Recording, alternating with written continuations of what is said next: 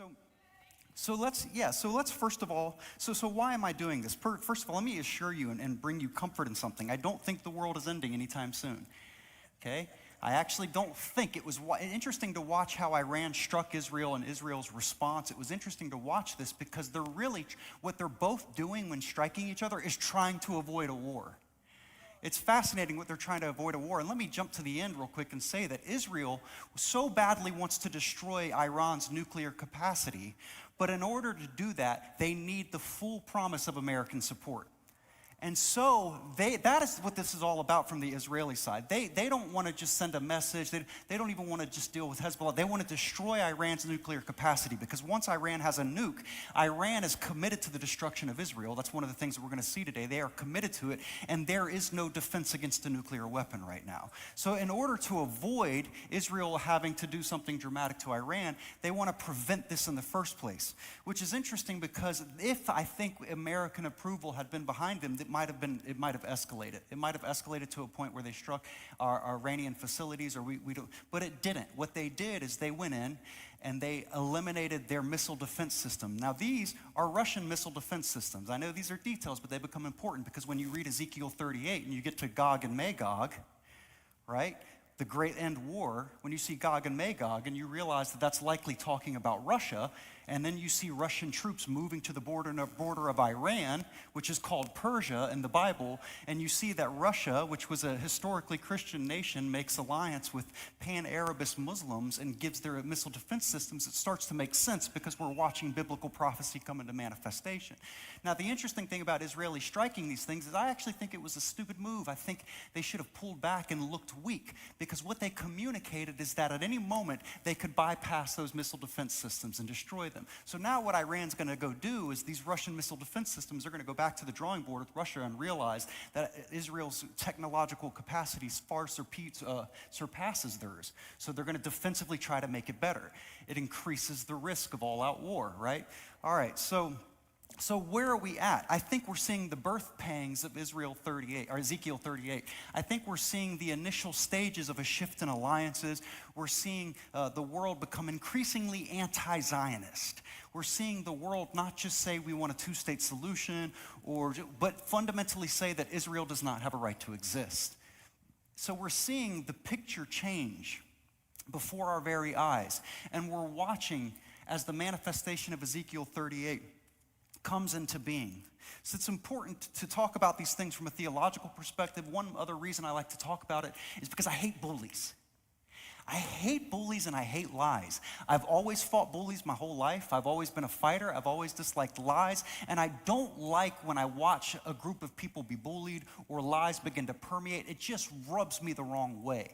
And I have to stand up for something. And I usually keep my mouth shut about this, but this ties so much into who prophetically we are as a church that I think God is mandating me to talk about this moment. Okay, elders? So I have your permission. Thank you. Let's go quickly to Acts 1:16-17, because I want to just make a theological point, and then I'm going to move on quickly. Acts 1:16 and 17.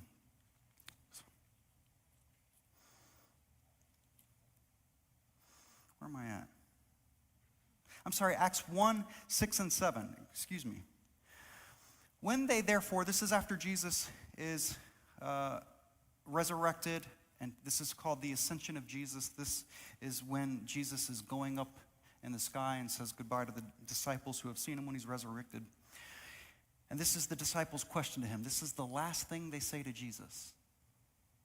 I want you to think about this. The temple is still in function at this time.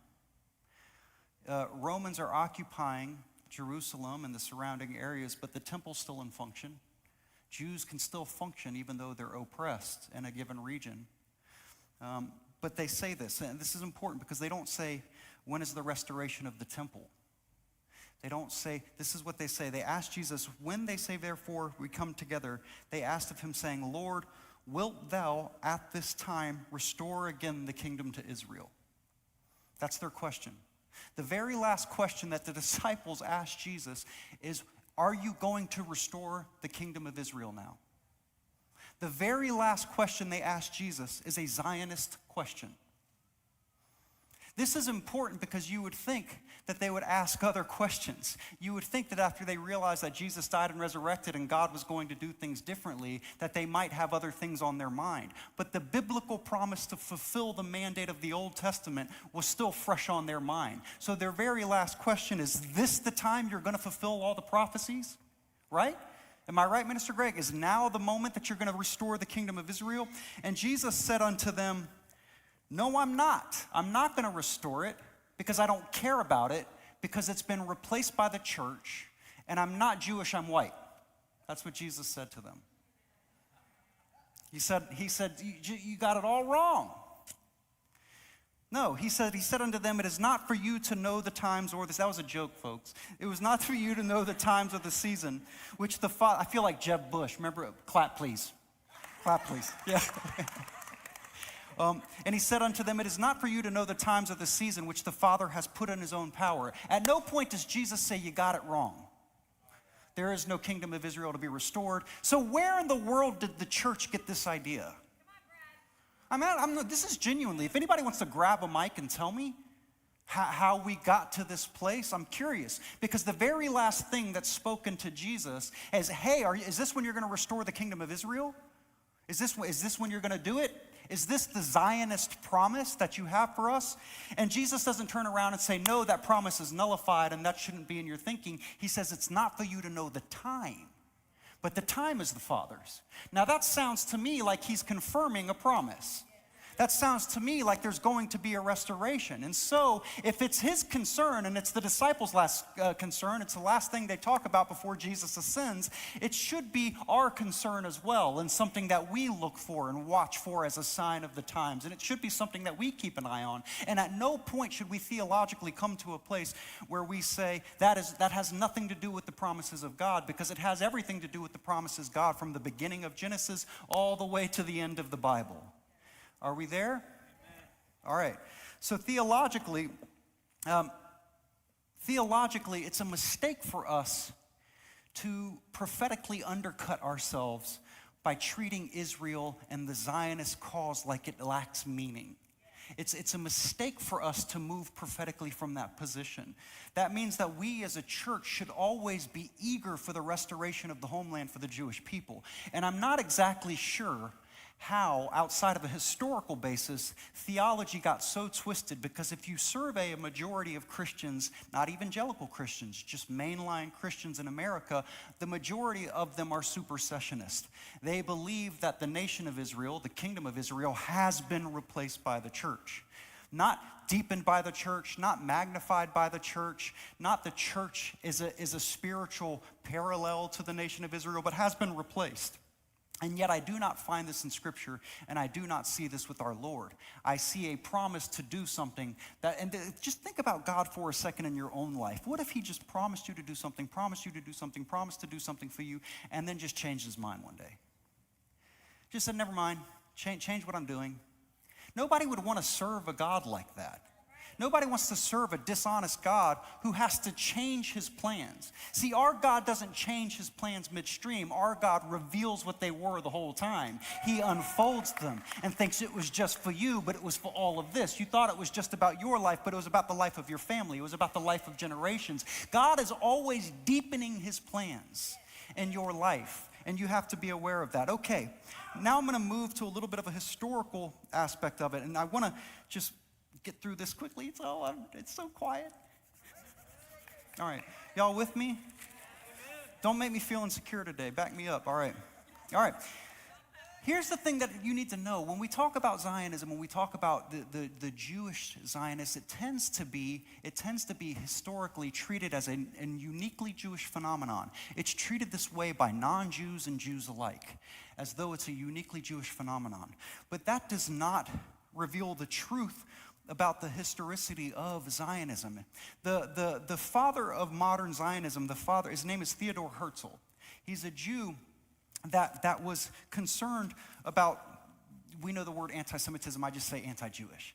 I think I would just anti-Jewishness around the world.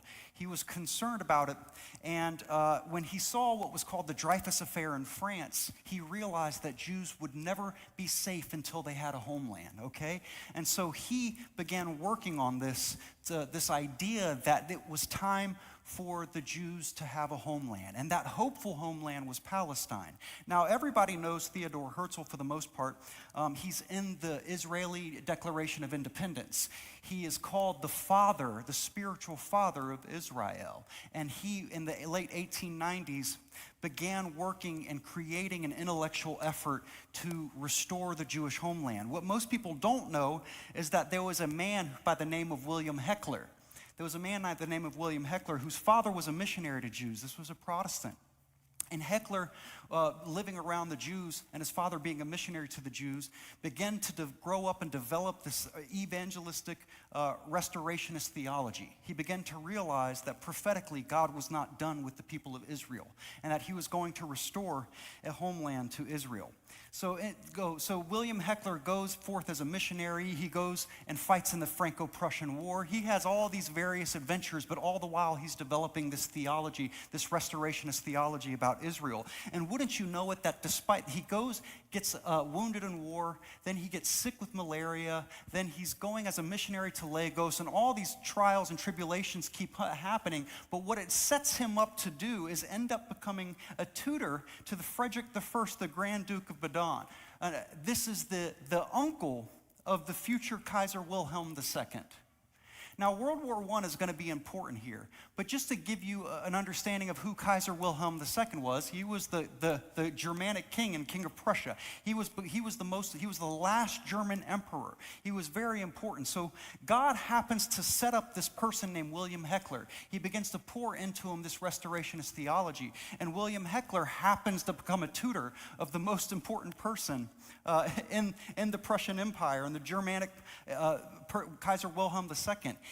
He is teaching them and tutoring them, and he begins to influence them with this restorationist theology. Then one day, he becomes the chaplain of the British Embassy, and while he was studying biblical prophecy, he predicts a major event that will lead to the restoration of the Jews. He writes it in his journal, and he says in 1897 or 1898, there will be a major event that begins to restore the Jews to their rightful homeland. He wrote this, he writes this in his journal. Thank you, Dallas. It feels good. But he writes this in his journal. We have it in his writings now. It's interesting that in 1896, he's browsing bookstores in Vienna, and he sees this book called Der Judenstaat, which is the Jewish state. And who's it written by? Theodore Herzl. It's written by Theodore Herzl. So William Heckler, who's an evangelical Protestant, happens upon this book by a guy named Theodore Herzl, and it's the first published modern book about the Jewish home state and a Zionist. And it's a Zionist publication, so William Heckler says, I've got to meet this guy. I've got to meet this guy. And he goes and talks to Theodore Herzl. Now, Theodore Herzl is doing what he can to establish this, but Theodore Herzl, when he meets with William Heckler, says, listen, man, I need to bring legitimacy to my cause. And if you can't really put me before positions of power, I don't think you can do much for me. Right? And William Heckler says, will Kaiser Wilhelm II do? Will the Ottoman, will this work? And he brings him before the king, and it legitimizes Theodore Herzl's effort. And so what happens is all these newspapers begin to publish accounts of this new Zionist enterprise. Theodore Herzl launches an organization called the Zionist Organization. He begins to have the first Zionist Congress. And so it's fascinating that since the beginning, God has aligned evangelical Christians and Jews in prophetic purpose and cause for the state of Israel. These were people who had two separate streams. They were in two separate places, but God began to bring them together. And what happens is this evangelical Christian just happens to tutor the most important person in the land. He just happens to teach this, and all of a sudden now he just happens to stumble upon this book. God works in mysterious and miraculous ways, and he pulls these things together prophetically. So now the whole world begins to talk about this Zionist enterprise, this conversation about the Jews being restored to their homeland. And so Theodore Herzl established this in 1897. When he has the first Zionist Congress in Switzerland, he wrote in his diary that this day Israel has been founded. He says, this day Israel, he says, you will laugh now, but this day Israel has been founded. He said, this is a laughable concept now, but I believe within 50 years we will see the state of Israel. And what happened? Within 50 years, we saw the state and nation of Israel come into existence.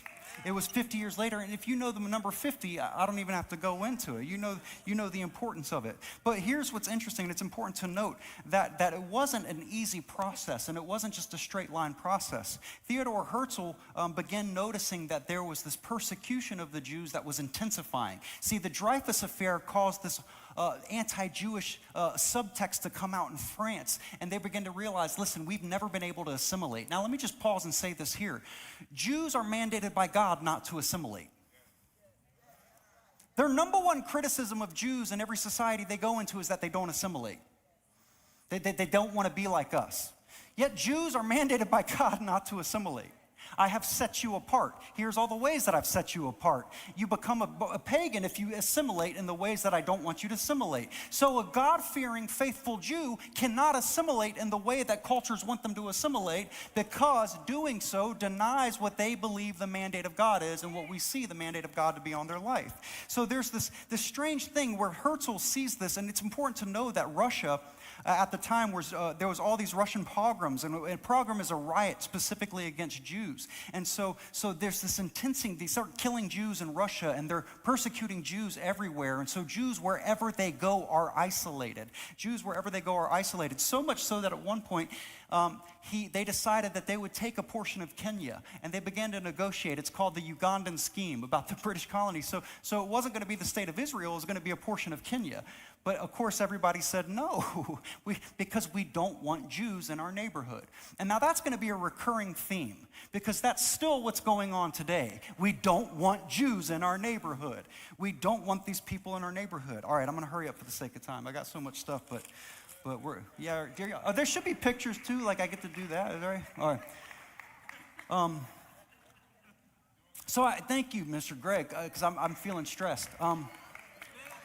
All right, so Theodore Herzl, William Heckler, I want to point this out, that at every step of the way until the foundation and creation of Israel and to this day, that's William Heckler, until the creation of Israel to this day, evangelical Christians have found a place in it. I believe that this church, me, my mother, Brandon McDaniel, the people here, I believe that God called us to be that person for our generation. I believe it is part of my assignment to be the William Heckler of this generation, and every generation has to have its William Heckler. This isn't a one-off thing. You see soldiers who are Christians that decide to train Zionist militants and to create and to help them. You see all these different situations all the way to today. And so I watched an interview with the rabbi where he said the Jews have always been alone. That's not true. One of the things that I hope that the Jewish people realize is that evangelical Christians, even though we're a minority of Christians, we'll be there in this every step of the way with them. We will support them. Doesn't mean we support everything they do, but it means that we support the Zionist promise of a Jewish homeland, because that promise was given by our God, and we will do what we can to assist them. So put up the Ottoman Empire map. Let's hurry up. So there's this important thing called World War I that happens, okay? It's a minor event, right? There's nothing to this day that has been more transformative in the world affairs than World War I, not even World War II. Okay, so this is the Ottoman Empire, okay?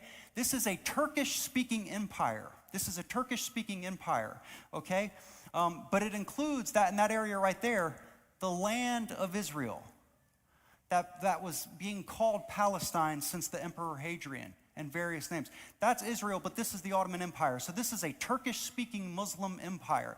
Okay, in all of this areas, you see Arabia, there's Arabic culture that emerges. And that's centered around Islam, but it's not just Islam. It's also centered around Arabic culture. They speak Arabic. They have their own customs, and you have this group called Bedouin Arabs, which means desert dwellers, and they are roaming the area, and they settle up and down in different areas. You have Jewish communities, Christian communities, and Muslim Arabic communities, but also a variety of different communities. It's important to note because that the Arabs and the Turks are different. That's important to note. So the Ottoman Empire rules this vast area in World War I, by the time World War I comes, and there isn't any nation states in these areas. There are just various settlements, various people, Christians, Muslims, and Jews who are aggregate. This is going to be very important because something that most Westerners don't know about is called the Arab Revolt. And the Arab Revolt is one of the most fundamentally important aspects of 20th century culture. And to this day, the ramifications are still felt. So here's the Ottoman Empire. They get dragged into World War I, along with almost every other nation of the Western world, and they begin fighting in the war. But we see that they controlled the territory that we know now as Israel, correct? Something fundamentally important happens during this, during the World War I. It's called, what these notes are StoryLife notes. So this is called the Arab Revolt. Arabs began to have their own, they saw themselves as ethnically distinct to some extent from the Turkish. They saw themselves as different because they were, even though they were Muslim. And so while there was a great degree of Muslim unity, there was also a desire for Arabs to have their own space. And this was fueled by a guy named Hussein bin Ali, okay? Hussein bin Ali was somebody that had a dream of creating a pan-Arabic state. And so he begins to work. The British Empire convinces him that if he helps them fight the Ottomans, this is going to be important. The Ottomans are Muslims, the Arabs are Muslims. If he helps them fight the Muslims, they will make him the caliphate and the leader of a pan-Arab state, which would unify all of these areas under one pan-Arab identity. So the British begin to do something called they begin to write to them, and there's what we have is the 1916 McMahon-Hussein correspondence, where the British promise Ali all of this territory and this caliphate if he rebelled against the Ottoman Empire. Well, he agrees with them, and he begins to fight, and it leads to what is called the Great Arab Revolt. Now, to this day, this is important for Ezekiel 38, because Ezekiel 38 includes Turkey, but it also includes these surrounding Arab areas, as well as Iran. To this day, many Turkish people do not forgive the Arabs for this revolt. To this day, it's called haram in Islam, which means forbidden. That they felt like their Muslim brothers rose up against other Muslims, and that it was a betrayal on the basis of ethnicity versus the basis of religion. And so there is a huge divide, and one of the things that you have to look for is when this divide is healed between Arab and Turkey. And it's been progressively healing, but it's interesting because when we get to Ezekiel 38, there's an alliance. But there's still a lot of Turkish hostility to the Arab-speaking world for doing this Arab revolt. And they consider Hussein bin Ali a traitor. Of course, the British tell Hussein bin Ali one thing. They say, we're going to make you a Muslim caliphate. But then they turn around and we have what's called in 1916 the Sykes-Picot Agreement, where France and England privately decide behind Hussein bin Ali's back that they're going to divide this empire up for themselves after they destroy the Ottoman Empire. So in this sense, here's the beginning of Arab resentment. This is the beginning of Arab resentment that lingers to this day. They were betrayed by white men. The white men came in and said, we are going to give you a pan-Arab area and region for yourself. But behind closed doors in the Sykes-Picot Agreement, these European nations decided that they were going to keep it for themselves. And so they do this. They begin in the middle of the war carving up these territories. While this is happening, remember that there's this Zionist growth started by Theodore Herzl, this Zionist growth that's happening in the UK and in various areas, to the point where in 1917, I know this is a lot, but you follow me. Is this okay, Derek? All right. In 1917, something important happens called the Balfour Agreement. The Balfour Agreement. And this is the British government saying that they believe that the area of Palestine should be is a Jewish homeland. So they come forth and they say that this area should be a Jewish homeland. Now, they have created a situation where they've promised this area to the Arab, Hussein bin Ali, and they've promised it to the Jews. Quite frankly, they were going to betray them both. Let's just be honest. Like, I'm 76% Anglo. That's my heritage. But boy, we were dirty. We did some dirty stuff. And so the criticisms are valid because they had no intention to really do either. So there is an Arab mistrust to this day of Western white nations, right? You betrayed us then. That's why everything we do always has this in the back of the mind. Like they're thinking about the Sykes-Picot. I don't care how good our relationship with Saudi. That's why the Saudis play both sides. There's always this both sidesism because it dates back to this. And that's largely how things were. So you have these agreements where Hussein bin Ali is given this area, but also that the Jewish people are given this area. Hussein bin Ali ends up feeling betrayed, and he turns against the British. And despite this, the British leave him little areas, and they give him little territories, and his sons and all this. But this is the source of one of the greatest betrayals in the Arab world. And it matters to this day. It's significant to this day. Because you have to remember something. Hussein bin Ali wanted to create a pan-Arab identity. A pan-Arab identity. This is going to be important because when we get to Palestine, we have to remember that the goal was a pan-Arab identity, okay? All right, so obviously the Ottoman Empire loses the war, and what happens is that there is something called the Mandate for Palestine. The British Mandate for Palestine, this area called Palestine, lasts from 1920 to 1948. Are y'all with me? Okay, all right. Now this is very, very important, okay? This part I want you to get, and hopefully I can communicate it well. You have go back to the map. Go to Palestine Mandate. Go to the British Mandate for Palestine one. So you have this British Mandate, okay? Up here, the French Mandate, but part of this area is the British took control over. So they had an administrative state. Now I want you to remember that there was no nation state here. There was nothing that was a nation state. What you had is Arab people of different ethnicities and some Bedouin Arabs, as well as Christians and a minority of Jews that lived in this area. But it had a predominantly Arab identity. Okay? The goal was to make an Arab area, but then the British are overseeing the administration of this area. And so the British have stepped in it because they tried to argue that they did not include Palestine in their agreements with Hussein bin Ali. But the evidence is that they did, overwhelmingly that they did. So at the same time they promised this land to the Arabs, and they promised also portions of this land to the Jews. So what begins to happen is that you begin to have Jewish immigrants slowly come down to this area, because remember, the Jews are being persecuted around the world, so Jews begin to come back to their homeland.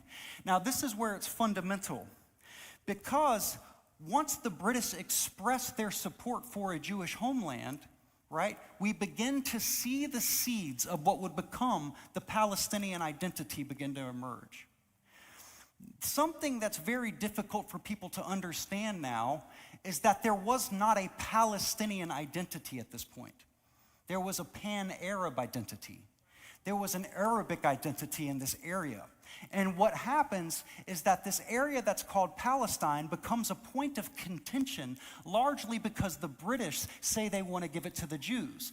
Portions of it to the Jews. So when the Jews start coming and making for themselves a homeland, they were peaceful. They started making orange groves. They turned a very arid area into agriculture.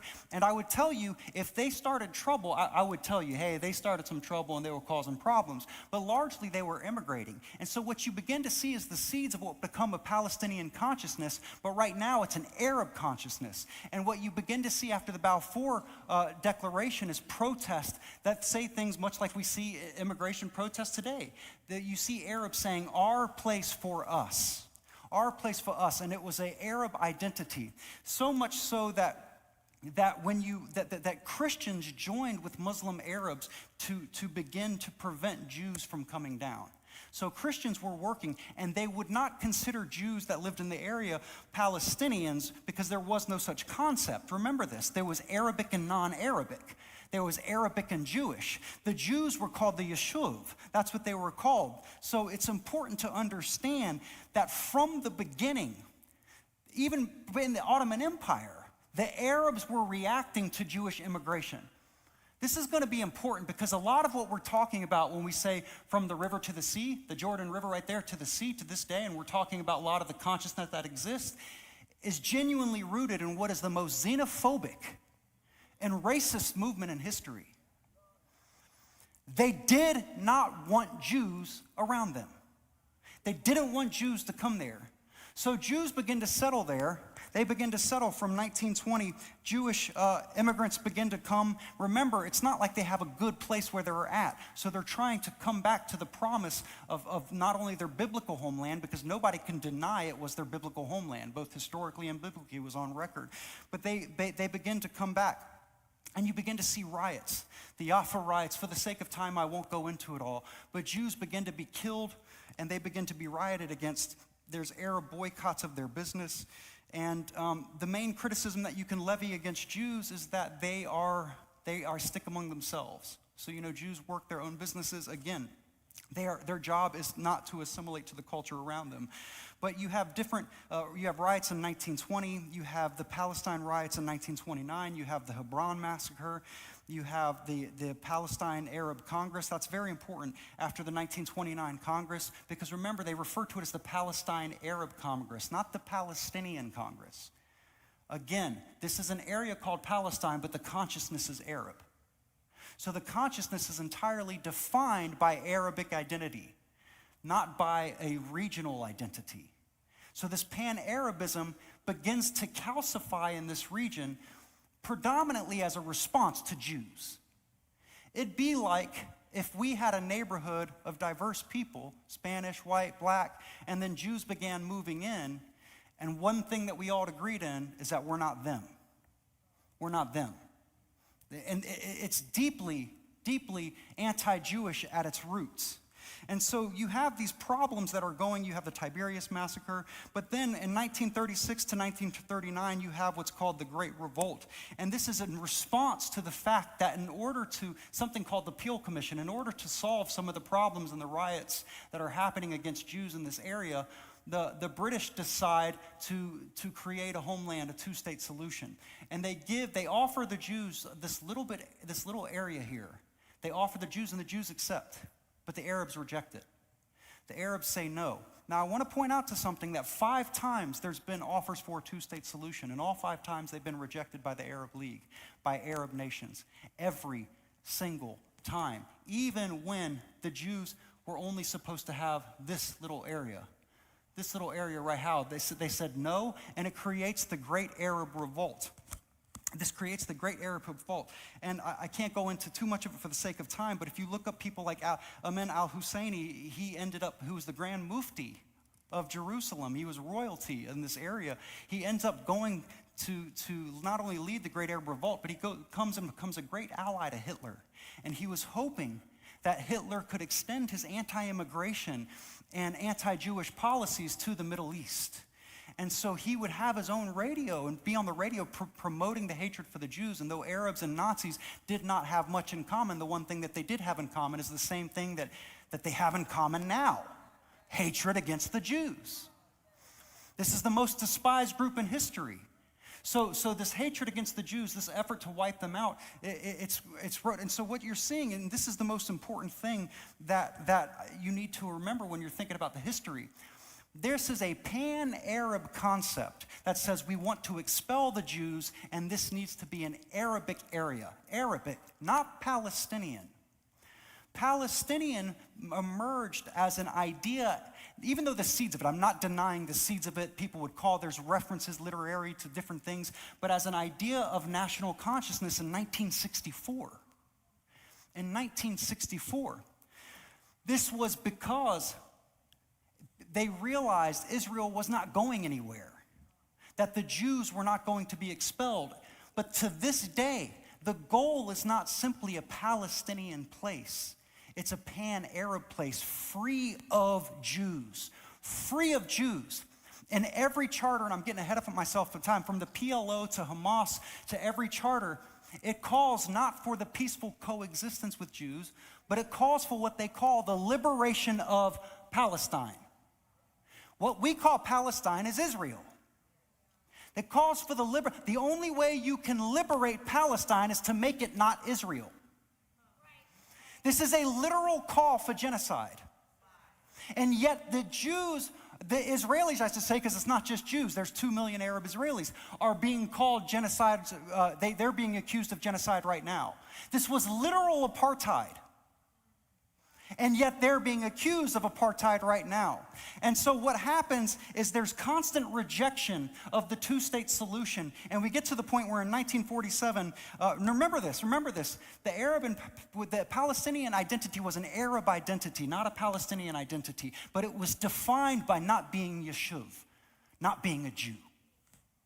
Not being a Jew. Christian, Muslim, fine. We speak Arabic, we have the same culture, but we're not a Jew, and we're not sharing our land with Jews, okay? In 1947, the UN partition plan for Palestine, the Arabs reject it. Go to the there we go, good job, guys. This looks much like the map today.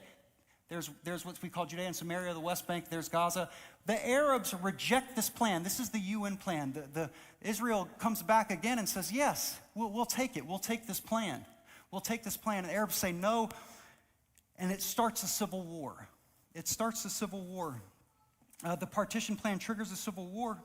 And then as this war is being fought, in 14th May of 1948, the British mandate ends. That means the British are leaving this area. They're like, we created this problem in a way, and now we're not going to deal with it. We're getting the heck out of here. So the British, on 14th of May 1948, their mandate ends. That is the same time that the Israeli Declaration of Independence, it happens. So the Israelis take this border, this map, and that becomes Israel. Now what happens the day after Israel declares their independence and their self as a nation? The first Arab-Israeli war. Here's the following countries that they're attacked on. The day within 24 hours of their existence: Egypt, Transjordan, Iraq, Saudi Arabia, Lebanon, and Yemen. They're outnumbered 2-1. So they haven't even existed for 24 hours when they're attacked. They're attacked by what? Not a Palestinian group, but the entire Arab world. They're attacked by the entire Arab world.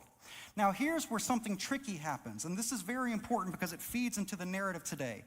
Clearly the Arabs lost. They lost the war. But because it was a civil war and they were shared territory, you had villages fighting, cities fighting, people fighting door to door, and you had what's called the Great Refugee Crisis begin. 700,000 Palestinians fled their homes, and to be fair, were expelled from their homes in the middle of a war. Now, this is where the narrative breaks in history. The Arabs call this Nakba. They call this the great catastrophe that they say continues to this day. You can criticize the Israeli methods if you want, but what you can't do is deny the fact that it was initiated by an Arab war. Okay? There is nothing. In the middle of war, if you're fighting door to door and people are fighting, you're going to flee your home. So what ends up happening is when Israel wins the war, they push back. It's surprising. They win the war. They not only gain their territory, but they gain 60% of Arab territory.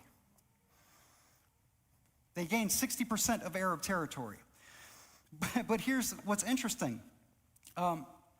What's interesting is that I wanted to make this point too, that this is the start of the United Nations refugee. It's called UNRWA, and they've been working with them ever since. And I want to point this out to point out just how corrupt the United Nations is. Recently, under the UNRWA headquarters, which is United Nations headquarters in Gaza, they found tunnels for Hamas. I want you to think about this. This is supposed to be an independent body, a fair body, and they found tunnels for Hamas under the UNRWA headquarters, which tried to deny it, but we know that they know because their parking lot began to collapse.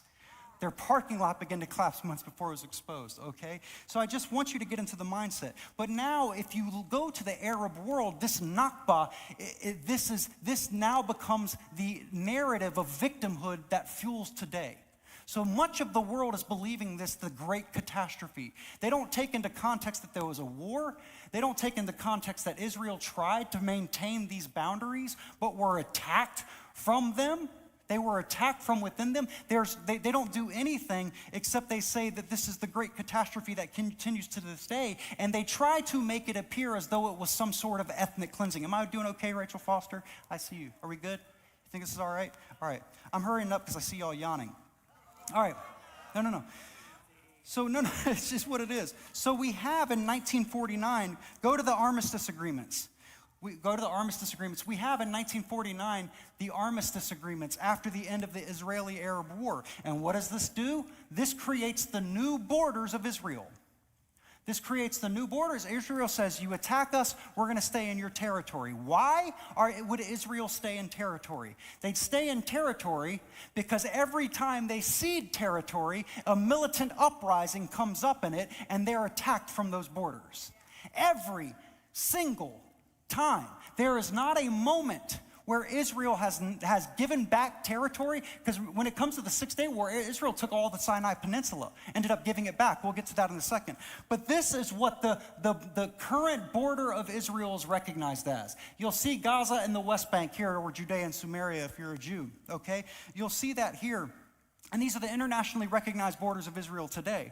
What ends up happening, though, is throughout the 50s and 60s, the Fedayeen and various countries fuel terrorists come in, and they attack from these borders consistently, okay? But Israel deals with it. I want to point out that Israel never once starts a war. In their whole history, you can never accuse Israel of starting a war. Not once. In 1967, Egypt declares that they're going to end Israel, and they shut off their access to this right here. They shut off, see the Israel tip of Israel here? They shut off access to this, so they get shut down to a port. They stop it here at the strait. They shut them off, and then what they end up doing is Egypt controlled Gaza, and Jordan controlled the West Bank, okay? Judea and Samaria, Jordan controlled that, and Egypt controlled Gaza. Again, these are Arab territories that are controlling it, but it's not considered a Palestinian consciousness. Egypt controlled it, Jordan controls this. Egypt says we're going to end Israel, and they cut off their access to supplies. This causes a conflict between them. But it happens in 1956, and then it causes a further conflict because Egypt does it again in 1967.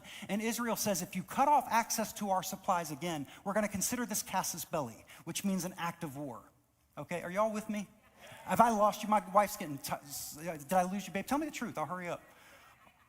All right, well, so this creates, and this is important because this act of war, what happens is Egypt and the surrounding countries of Jordan and Syria line up their troops and cut off Israel's supplies. So Israel takes out Egyptian airfield, and what happens is Egypt then attacks Israel, Syria attacks Israel, and against Israeli wishes, saying, please don't attack us, Jordan attacks Israel. So they're attacked again. And this is the 1967 war. It's called the 6-Day War. Israel wins it. And what do? By the time they win it, they've occupied this entire territory called the Sinai Peninsula. This is one of the most oil-rich territories in the Middle East. There's resource rich. It would give them access to both things. They occupy it. They occupy various territories, including Gaza. They begin to they expand their territory rapidly, but what does Israel do? They give it back.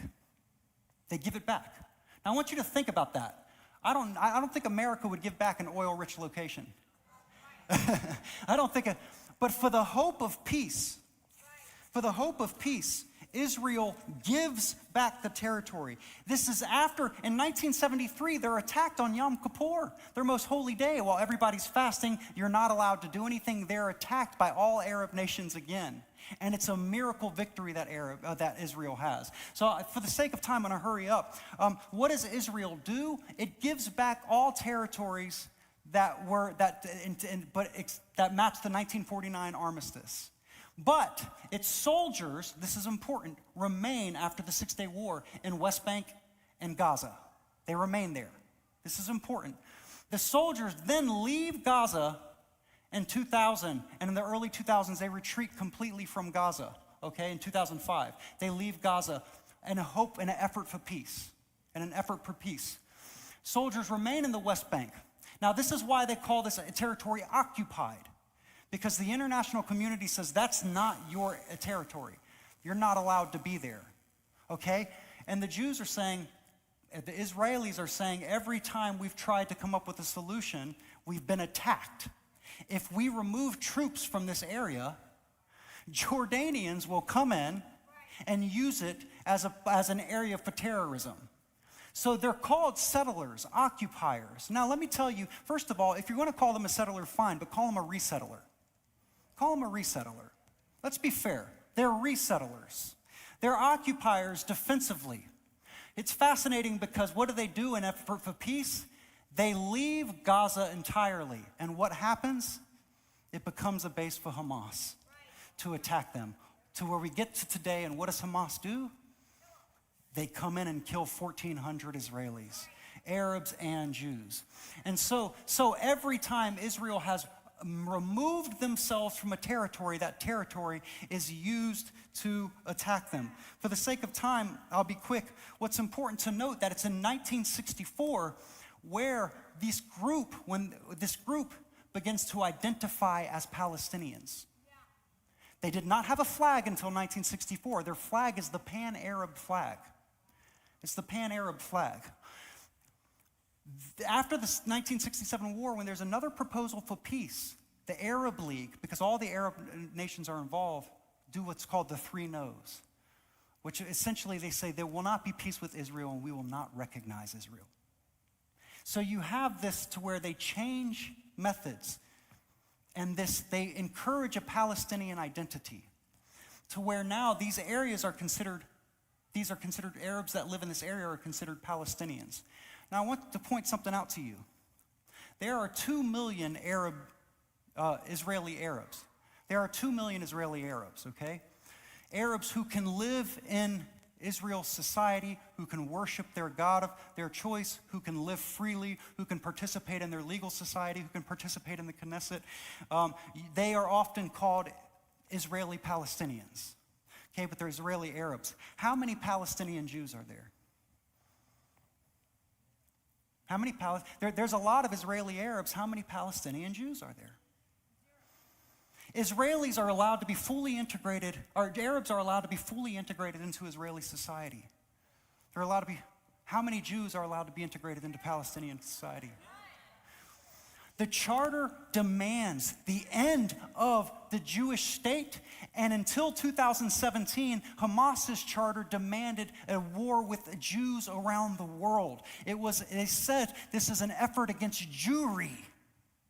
It's not just, so now they're trying to say that this, but fundamentally, you have this pan-Arabic identity that is now being weaponized in the Western world to create a narrative of victimhood, to create a narrative of genocide, to create a narrative of apartheid, where up is down and down is up, and everybody buys into this, when really the movement that we're cheering, then saying from the river to the sea, is the most racist movement in the history of the world. It's fundamentally built on no Jews with us. Israel repeatedly says, we'll take peace, we'll take peace, we'll take peace. Here's your 2 states, we'll take peace. We just need you to stop attacking us. We need you to stop fighting. And Arabs say, screw your peace, get out of our land. And as long as there's any Jewish presence in our land, we will not have peace with you. All right, I'm wrapping up. It's 11:39. All right. So there's a spiritual and theological angle to all this, and I have so much more, but for the sake of time, and y'all falling asleep, I got you, baby. For the sake of time, there's a theological, but there's also a historical, moral angle to all of this. And this is that the people who have tried to historically do good are accused of doing evil. This should not surprise us, because this is what the Bible says. The Bible says when you try to do well, you'll be accused of being evil. They hated me. How much more will they hate you? But it's important and incumbent upon the church to be educated just beyond, well, the Bible says it, God promises the nation of Israel. It's important for you to see that the identity that became Palestinian, was fundamentally shaped, not on its own terms. Remember, if Jews were not in this area, there would never be a Palestinian consciousness. there'd be a pan-Arabic consciousness, which means that the Palestinian consciousness emerged exclusively as an anti-Zionist ideology. Is this clear? Not only do we have the theological high ground, we have the moral high ground. This is not to say that everything Israel does is good. They've done terrible things at times. They sunk the USS Liberty on accident. People get mad about that, and there's mistakes that are made. If people make, just because you're a Jew doesn't make you superhuman, right? There's no Jewish superiority in that sense. It's just how God unfolds and works through history. But we have to understand that when we stand by Israel, we are on the right side of both the Bible and the right side of history. All right, for the sake of time, I won't get into it, but we go to Ezekiel 38, and what you will see is that all of these nations will one day line up and attack Israel. All of these nations are going to one day line up and attack Israel. And the Bible suggests clearly that Israel will not have allies. It looks like Israel's going to be decimated. Go ahead and read Ezekiel 38 and 39 when you go home today. Israel is supposed to be decimated, and it's supposed to probably come in a time of peace. It's supposed to come because the Bible suggests that Russia is going to instigate. Russia's going to instigate this time where they feel like they can take advantage of the Israelis, the Jewish state, and they're going to attack from all around. And it's going to look like Israel's going to be wiped off the face of the earth. That's what it says. It says their mountains will collapse, their walls will collapse. It looks like Israel is going to be wiped off the face of the earth, but God is going to give it a supernatural victory. God is going to give it a supernatural victory. What's interesting about what the Bible says, and I'm done, is it says that Gog and Magog, which we conclude is Russia, will be dragged by a hook in its mouth into war by supporting Iran. And right now, that's exactly what's happening. Iran is making demands on Russia, and Russia is being hooked by its mouth to engage in a conflict in the Middle East.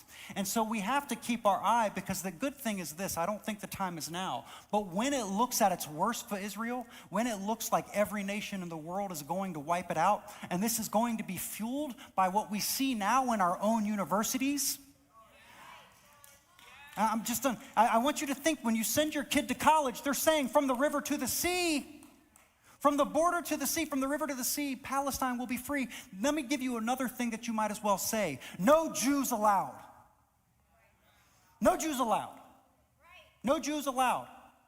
Okay? Just say no Jews allowed. We're at a place where if you don't like Jews, just come out and say you don't like Jews. Nothing will happen to you. There's no consequences. You don't like Jews? Just say you don't like Jews.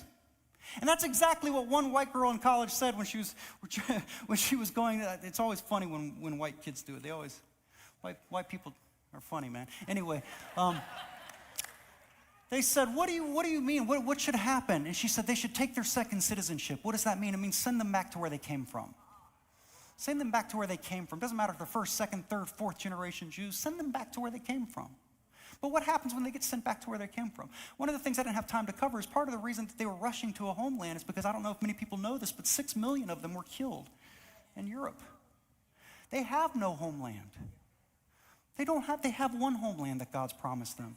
And anytime they're anywhere but that homeland, they're killed. Now, this excites me not because of their suffering, but because it validates our God. I see his hands over all of this, and I see how he is working in all of this, and I see how he has the final say, and I see how a nation that the world thinks it's going to decimate and eliminate and destroy will survive because the hand of God is upon it, and it will come, and its enemies will bow. And the Bible promises that through this thing they will know the Lord thy God as the God of Israel, and we will be on the right side of that as a church. We prophetically will stand on the right side of that, and we will be blessed for it. Come kick me off the stage. Go ahead, baby. That's exactly what God is going to do. And he's going to do do it for you, because when we align biblically and spiritually and in history, and that's what I love, he has an articulate way and a mind to comprehend history. I'm married to him. Morning, noon, and night, it comes out of him. But to tie it in spiritually, here's the key. Spiritually, if God's gonna fight and destroy the enemies of Israel, guess what? We serve the God of Abraham, Isaac, and Jacob.